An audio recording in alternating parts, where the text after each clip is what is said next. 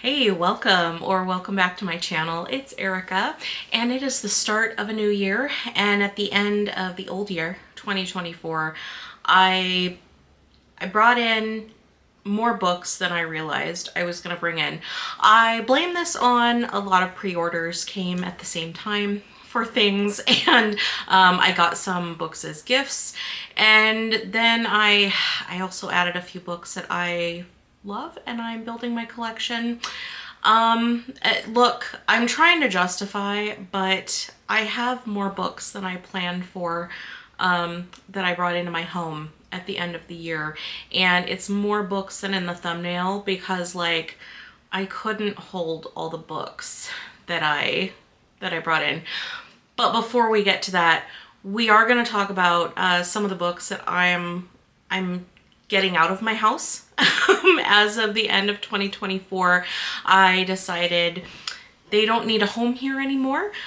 They can go off and they are free now to live their lives. And you know what? Maybe someone else will love them because unfortunately, our time together has ended and they no longer need to be in my home. So let's end on the high note talking about the new books I brought in. We will start with the books that I've broken up with as of the end of 2024. I don't think these are going to be in any particular order, so I'm just going to I've got a stack over here of books that I'm shipping out, and I'm just gonna grab. The first one, unfortunately, is going to be Aftermath by LeVar Burton. Yes, that LeVar Burton. I really wanted to love this book. I ended up thinking it was just okay. The premise was really good, and I thought his writing was perfectly fine for me. The real problem with this is that there was just so much going on in this book and not enough pages. You can see it's not a very big book. I think it's less than 300 pages. There was just too much for too few pages. It needed to be more if we were going to have all of the things going on in here that were going on in here. So it didn't work for me, but it wasn't a bad book. But it just doesn't need a place in my house. So it's gonna go. Goblins, Gadgets, and Gourds by AJ Crow. I got this on a Kickstarter, so it's indie published, and my cat chooses just when I'm filming to like go into the blinds. She also does this when I'm trying to work. Like normally, if I don't need to be like in meetings and stuff, she's off somewhere chilling, but as soon as I need to like be a professional, she's all up in my blinds, and she's doing that now, so I apologize. The light's gonna get weird because she's like batting them around. You're probably gonna hear the blinds like smacking into each other. Anyway, this book unfortunately is not gonna stay in my house. It's not a bad book at all, and what it is the main character is a goblin, and he has left his goblin community to go out into the world and be a merchant, which for these goblins is very unusual. In this world, goblins do not do anything like with selling goods or wares or anything like that. But he wants to, so he goes out into the world to do that, and he along the way encounters a problem of a magical variety that he has to figure out how to solve. So that all of that I liked. But then like halfway into this book it turns into like a romance novel. We just kind of like ignore the other part of the plot that we started out with in order to focus on the romance plot line. Look, I don't mind some romance in a book, but like it took over this book, and that's just not for me. But it was a cute book. It's a cute story. I liked the main character. I would absolutely be open to reading more books in this series if the author publishes more, but I just don't need to own the physical copy. I do have the ebook as part of the Kickstarter, so of course I'm always going to have that if I want to reread it. And like if she does come out with printing like the next book in the series, then I will end up getting that. But this one I am going to give it to someone who really enjoys like cozy light-hearted romance, because she might really like this more than I did. Starling House This is, which one? This is by Alex E. Harrow. I have never read another book by this author. This was the first one. I did not like this book. I just didn't like it. It was supposed to, like, you could tell it was supposed to be like gothic and moody and interesting, but I just didn't. I didn't like any of the characters. I didn't find the relationships believable, and the moody aesthetic just wasn't successfully pulled off for me. So I did finish this book. It was part of my Reddit fantasy bingo, but I wasn't into it. Unfortunately, very similar story with A Study in Drowning. Who did this one? This was by Ava Reed. I also have never read another book by this author before. The first 80% of this book was fine. I didn't like the main character. She was very irritating. Like, she felt very whiny, and I just didn't like the main character. But I was interested in the plot and the character, like, the character interactions, like what was actually going on with the plot itself and what the characters were actually getting up to. I was interested. At about the 80% mark, the story takes a complete turn, and I won't say why because it's a pretty big spoiler, but I immediately lost all interest in what was going on at that plot point at about the 80% mark, and I just didn't care about what happened with the rest of the story. And unfortunately, like, the climax of the story was pretty unbelievably convenient and wrapped up very nicely in a very convenient bow. So I will not be keeping this one, and it can go now in peace. This one pains me to part with because, I mean, it's really beautiful. I don't super love the edge. This is the Illumicrate edition. They did a great job with this one. Like, the end page, beautiful. Like, oh, it's foily. It's so pretty. They did a great job, and I really wanted to love this book. I didn't hate this book, but I didn't like it enough to justify keeping it in my house, so it's gonna go. These next two books pain me. They pain me to talk about getting rid of them because they are incredibly beautiful. Incredibly beautiful. Can we see them? My little face right in here. Particularly this one. My God. Just a gorgeous book. I really wanted to love this book. I deeply did. It's supposed to be about a character who, like, kills gods, and it just looks really fucking good. And I really just didn't care for it. I almost DNF'd it the entire time I was reading it. I really didn't like the main character. I thought that she was just mean to everybody for, like, no reason. And not, like, I love, like, morally gray characters, or characters where it's like, yeah, but they might be a jerk, but they got a heart of gold. I didn't feel that heart of gold in here to make me root for the main character. And this book did not do it for me. But I persevered. I persevered through the whole thing. This was also a Reddit fantasy bingo read that I chose. So I read the entire thing. I felt like the last probably 20% was decent, and it made up for a lot of what I didn't like in the first 80%. It was fine enough for me to be like, you know what?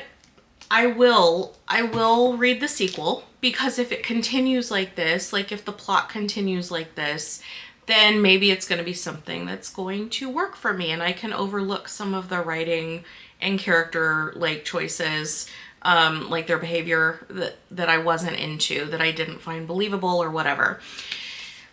I ended up unfortunately DNFing this one.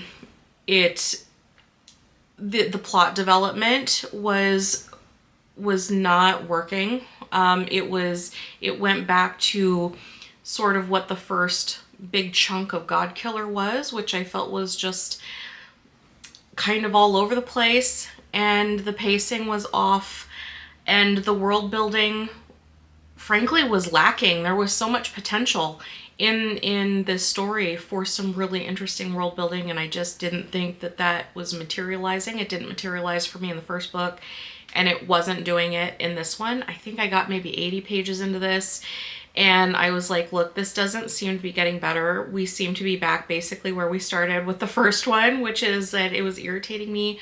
So I just cut my losses and ended it, which really sucks because this is a super beautiful, like, they're both so beautiful.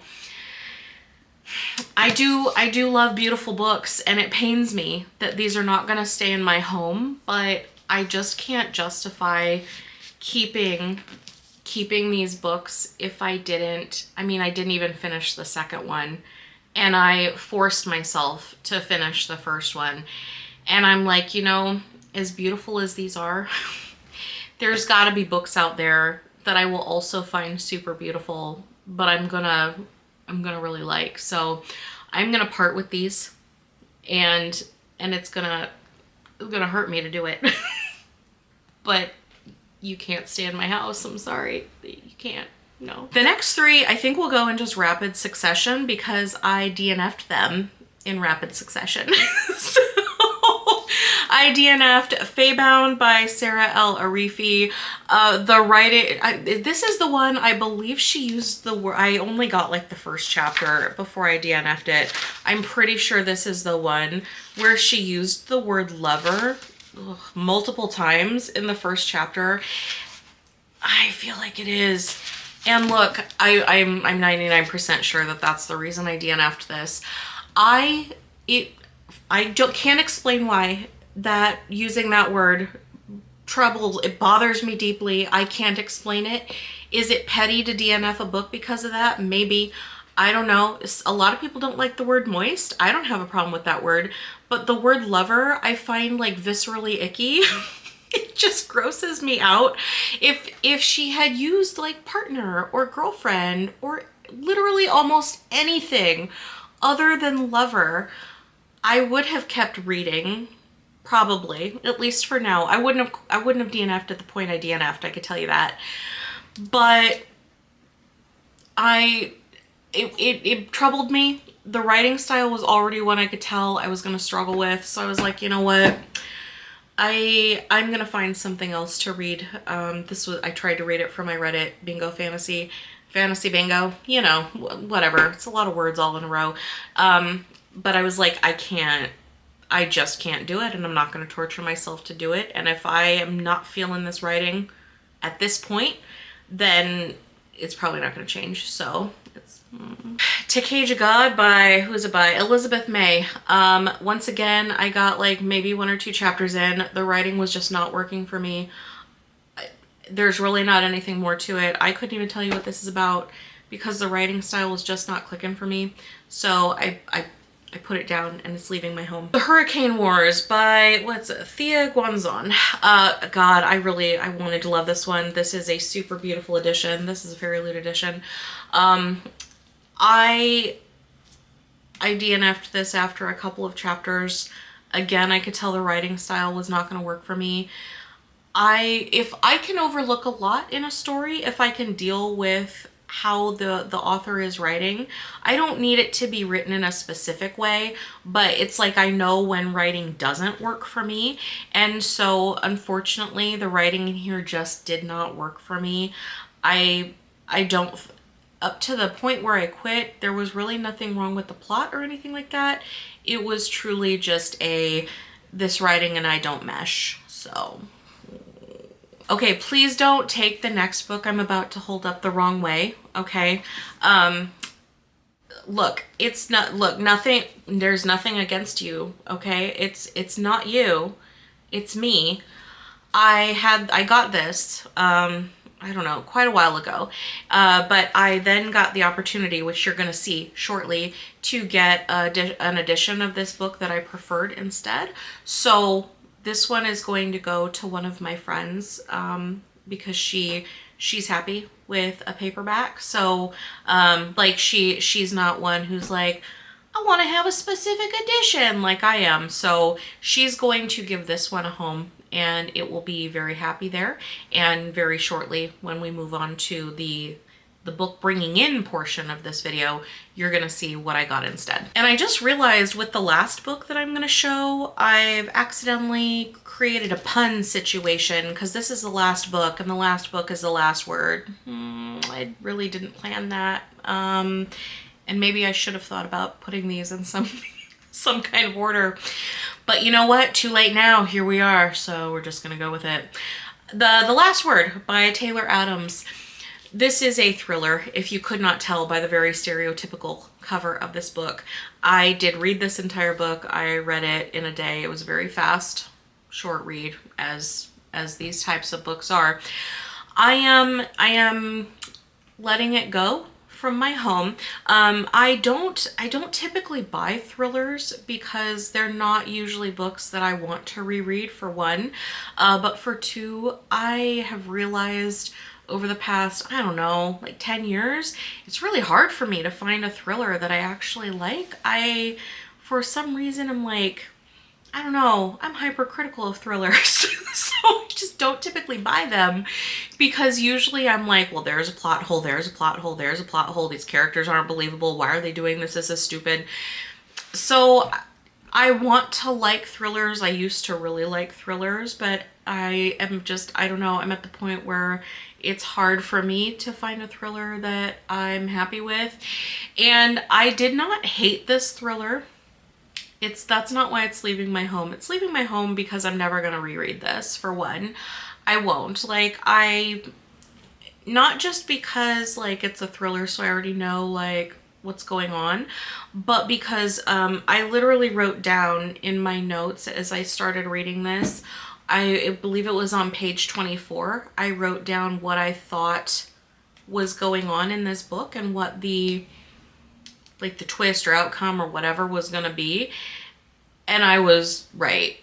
So I found this it wasn't bad. It's a book, I guess I should say what it's actually about, right? So in this book, a woman is house sitting at a very remote house on sort of like it's a beach property, and she's out there house sitting by herself, and she reads a book on I think it's on Kindle Unlimited that she hates. She thinks it's like the worst book ever. So she writes a really negative review on Amazon for it, and the author takes offense to this and decides to exact vengeance in person over this negative review.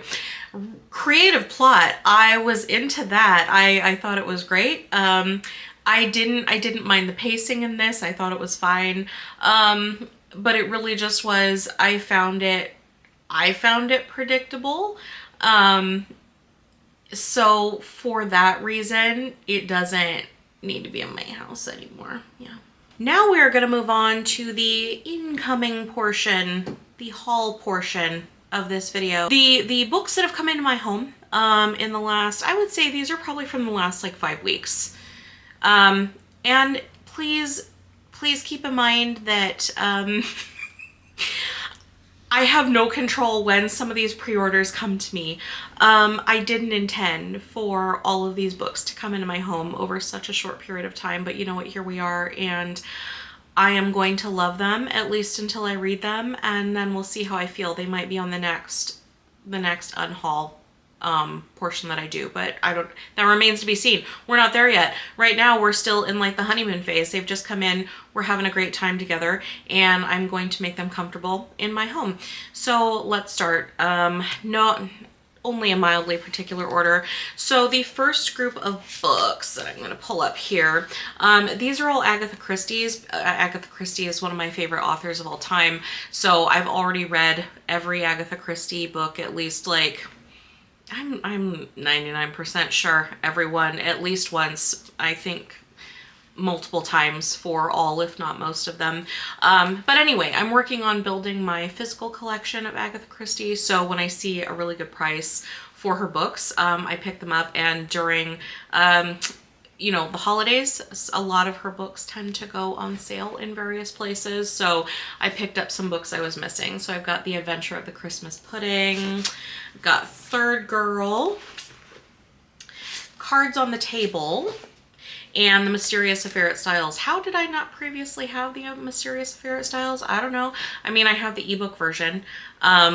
Many years ago, I had the physical copy. See, the problem is that there was, when I was younger, right? And I was living like, I was young and I was living in very tiny apartments and I had no space. And I unfortunately had to get rid of a ton of my books at that point, books that I had had for a long time, books that I loved, because I literally was just too broke to afford space to keep them in. So fortunately, I had to get rid of a lot of my books at that time. A lot of my Agatha Christie's, which were well worn and had been read many times. At that point, I let them go. But now I am lucky enough to be in a position where I have space for shelves in my house, and so I am rebuilding my Agatha Christie's one book at a time. Death and the Dragon, this is the sequel to David Hankins' first book, Death and the Taxman. I did Death and the Taxman on his Kickstarter when he had that. I also just got this delivered from his second Kickstarter. It is, I believe it's a direct sequel. I'll be honest, I didn't even need to read like the blurb because I had a fun time with the first one. So I ordered the second one and it came during the month of December. So I'm very interested to read Death's ongoing adventures because I really enjoyed Death in the first book. And apparently Death is going to be involved with a dragon somehow in the sequel. This next book, I don't know why I pre-ordered it. You know what? I do know why I pre-ordered it, because it looked really cool, okay? I did not realize at the time that it is published by Red Tower Books. Is it Red Tower? Yeah, Red Tower Books. There is nothing wrong with this publisher. They just tend to publish like romance fantasy books, and I am generally not into romance fantasy, so I don't know how I'm gonna feel about this, but it's absolutely beautiful.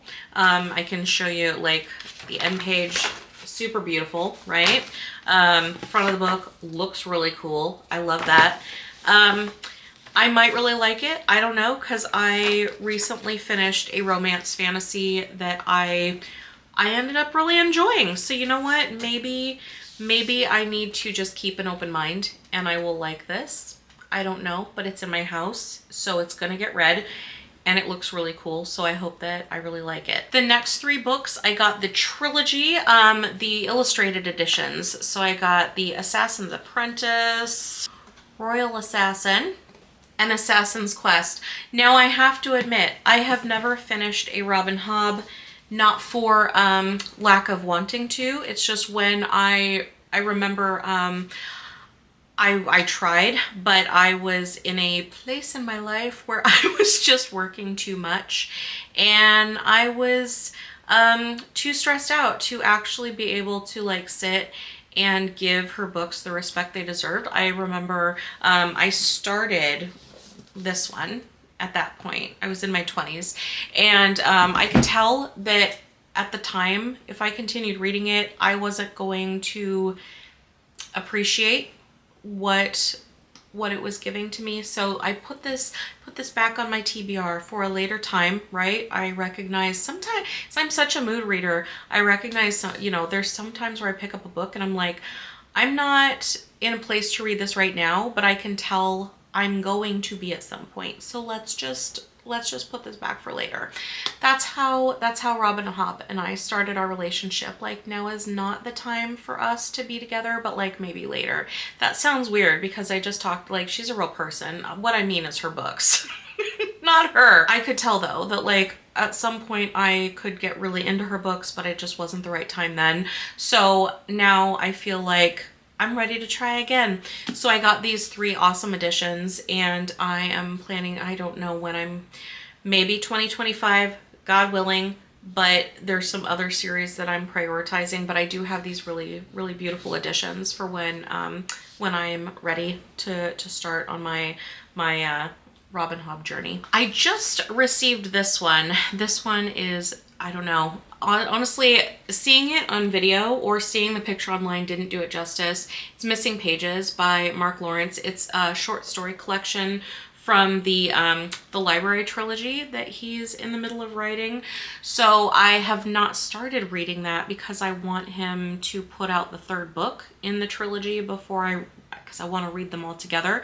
But I will have this really beautiful edition of the short story collection to go along with it when I start that series. Okay, let's see if I can get these all together.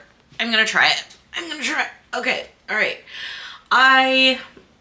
I gave up trying to find any hardcovers for The Faithful and the Fallen because if you can find them, they are too absurdly priced for me to consider buying them. So while I prefer a hardcover, I'm like, I don't need a hardcover like $300 bad for just like a normal edition. So you know what? At least I got like a decent floppy paperback. If I'm gonna have a paperback, give me like I love a trade paperback, and it's floppy.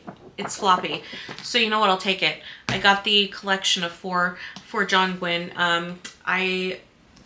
I would love to start on John Gwynne this year, and I needed these books first because I know he has three different series, but they're all like tied together. You have to read them in a certain order, right? Or it's like, I don't know if it's like not gonna make sense or there's spoilers or whatever, but basically I know that there's an order that you have to read them in and that you have to start with these. So now I can. Tying into that and what we saw earlier. Whoa, gosh. Okay. There was something weird just now outside of my patio, and it just caught my eye, so forgive my weird exclamation. So the Bloodsworn, is it Bloodsworn? Yes, the Bloodsworn trilogy, also by John Gwynne. Recently, and maybe currently, the Broken Binding is, they're releasing the hardcovers of these three books, which the first two are like hard to find in hardcover, I think. Or at least when I've looked before, they've been very, like, I believe this one is basically impossible to find for any kind of reasonable price in a hardcover. So the Broken Binding put them out at a reasonable price, and these are signed editions, right? Indeed they are signed editions. So I bought the trilogy. I do have the special edition, the special editions, I guess I should say, of the Broken Binding that they put out a little, what did they put it out? Earlier in 2024. What series is that? Hold on. Of Blood and Bone. They put out Of Blood and Bone, the trilogy. They did an amazing edition, like all of the Broken Binding special editions. So I got those. So now you can't see my hands, but they're on these two stacks of these two John Gwynne series. Now I have a full John Gwynne collection, I believe, so that I can truly start when possible. I'm probably going to try, like my tentative plan is that when I finish all of the First Law, like the entire series of First Law, which should be 2025 if things go according to plan, then at that point I plan to start going through all of John Gwynne. Tentatively, that is my plan. Now we're getting to the last stack. I just have to like rearrange because honestly I have towering stacks right now. Okay, the last stack we are going to go through here. I got Broken Binding. They put out the, what is it? Is it just the Talon Sister duology by Jen Williams? Anyway, so they put out this duology. They always do such really, like, look at this. Don't look at me, camera. Camera always wants to do this. Look at the book, not me. And then the end pages, it's signed, so cute. Oh, nice, nice and shiny, right? Do we have a map in here? Give me a map if we have one. We really always need a map. Hell yeah, we got a map. We did. It's a tiny map, but you know what? We got one, and so I'll take it. Every book should have a map. I'm a huge proponent of maps. No matter what the book is, just give me one. I don't care. This one. Camera keeps wanting to look at me. There, come on. Good enough. You got a good enough look at it, I guess. Here. I think that's the same as the other one. That's okay. These are smaller than what they normally put out. Well, you know what? That's gonna, let me, like it's, see? Little smaller. But you know what? That's okay.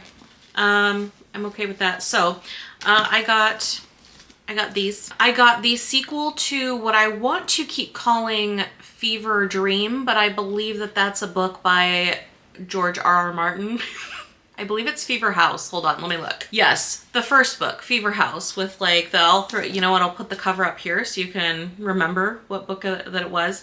I really liked that book. I ended up with The Devil by Name, and so this is the sequel. I believe it's just a duology, so I'm anticipating resolution to the story in this book. I discovered that this book exists recently. I really liked I really liked The Garlic and the Vampire and Garlic and the Witch by Bree Paulson, and I discovered that she has another book, The Firelight Apprentice.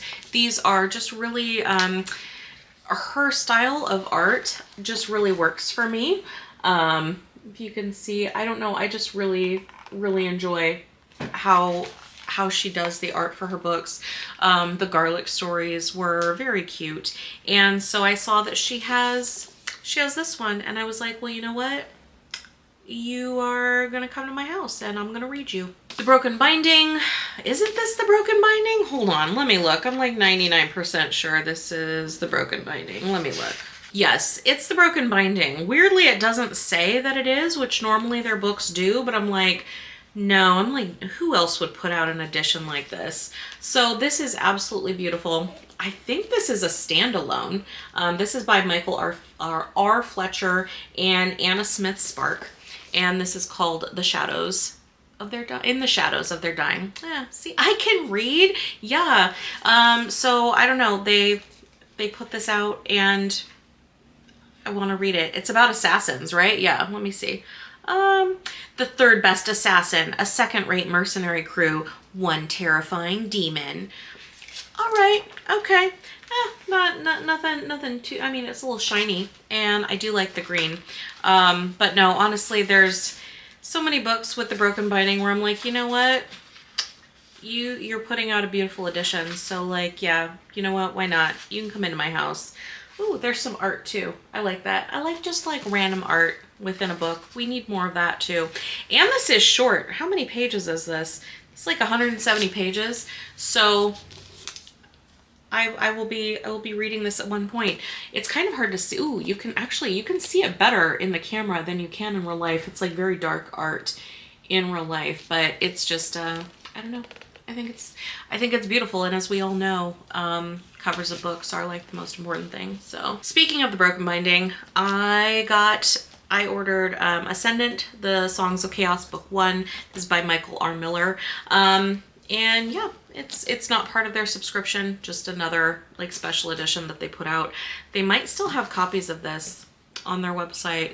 If they have copies of any of the Broken Binding books that I'm talking about on their website, I will see if I can link them down below the video. Look at that. It's a they always do just such a good edge on a book. I love the edges. Well, maybe not always, but they have a lot of good edges. Let's say that. End page, really nice map. And just a little cauldron. Just a little cooking pot cauldron thing over a fire. No big deal. All right. Holt Cook was never meant to be a dragon rider. And you know what? Honestly, it was this art of like this dragon. It was very intriguing when I saw this posted, like, because I follow them on Instagram because I like to see, you know, that's where they do a lot of their announcements for what they're going to do for special editions that are upcoming. I saw this art and I was like, I don't know what's going on with this dragon, but I'm intrigued and I'm going to buy this book, and I have no regrets that I bought this book. So, it looks, like I said, it's book 1. I'm at the point in my life where I'm like, I've been burned by authors not finishing series, And I know it's not fair because, to be honest, most of the series that I'm into, authors are actually writing and delivering. But there's been too many times where that has not happened, even though it's comparatively small, to the ones that have been finished, where I'm at the point now I'm like, I need to see more books being put out in a series before I like actually start reading. And you know what helps too is like I tend to forget what has happened, right? Like I like to go into books remembering the nuances of what was going on in the prior installments. If I wait too long, I just forget. So I prefer to have them like all at once so that I can read them in a much closer reading order. Speaking of, so as we all know, Wind and Truth came out by Mr. Brandon Sanderson. So I have this giant copy. Well, they're all giant, right? Isn't this his biggest book that he's ever put out? How many pages? A lot of pages. Over 1,300 pages. Good for you, Brandon Sanderson.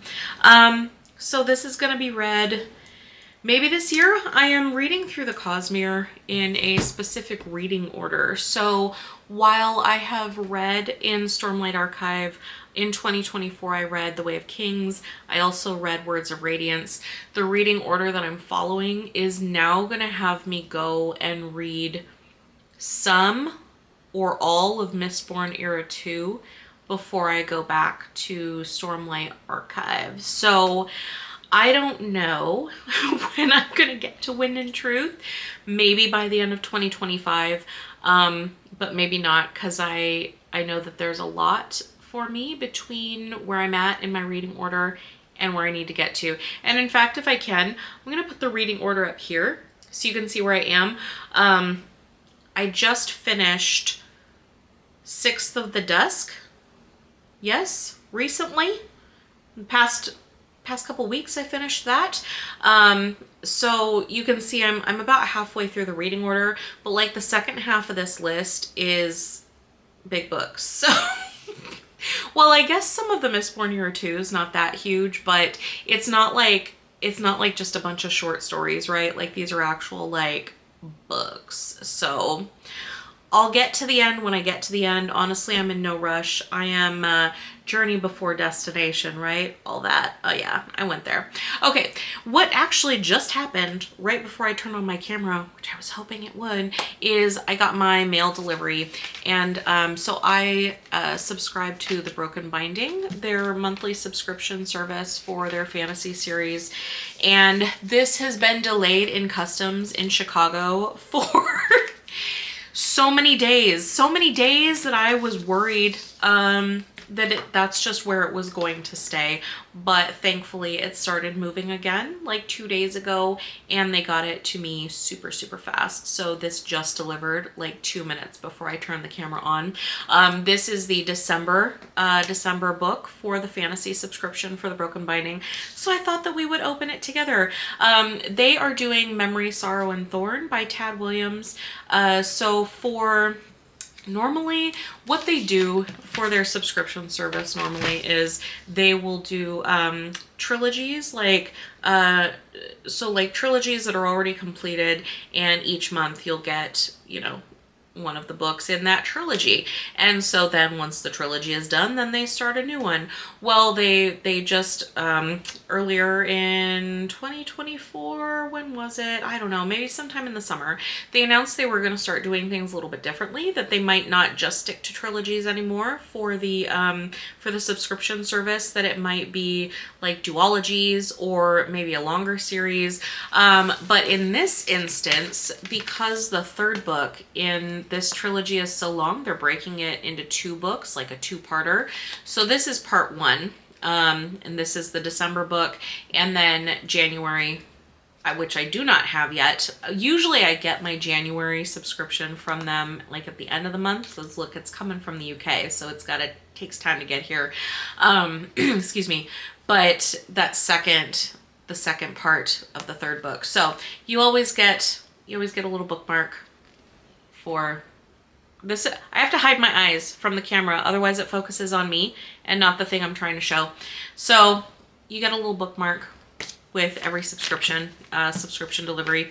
And let's open it. They wrap it up like a little gift. It's very cute. You know what? Because it is a gift. It's a gift to myself. It's a gift to myself. Every month they do really beautiful books, and they're books that I want to read. So,